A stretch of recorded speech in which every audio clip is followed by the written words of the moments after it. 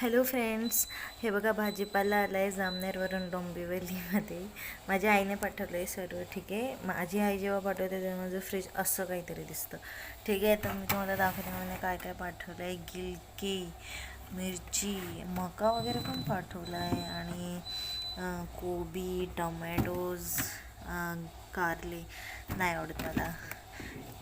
कोथिंबीर आहे चिरून पाठवली आहे. ठीक आहे, आणि हे भेंडी आहेत, पत्तागोबी आहे, मध्ये डांगर इतकं मोठं होतं ते मी रेकॉर्ड करायचं विसरले.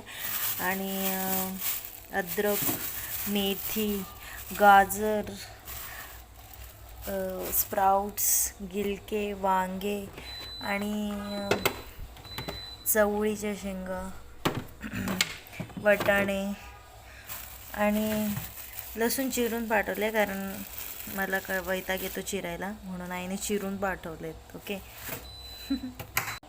आणि हे बघा, तूप आहे, हे घरगुती घरी काढलेलं आहे मम्मीने, कारण तिला माहिती आहे की मला बाहेरचं तूप नाही आवडत, पण मला घराचंच तूप आवडतं कारण मी लहानपणापासून घरचंच तूप खाल्लं आहे.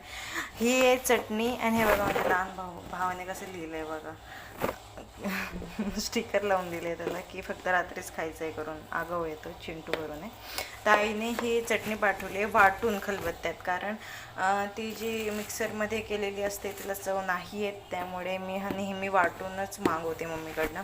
आणि व्हेरी स्पेशल लाडू पाठवले भाई मम्मीने, इतके टेस्टी आहे ना, काय सांगू आता तुम्हाला. खूप खूप खूप असे टेस्टी लाडू आहेत. असं मम्मी मला पाठवत असते दर 15 दिवस 1 महिन्यामध्ये. आणि हे जामनेरवरून मम्मीने मला पाठवलं आहे आणि खूप साऱ्या अशा मम्मी गोष्टी पाठवत असते वेगवेगळ्या. Thank you guys, if you like it and comment.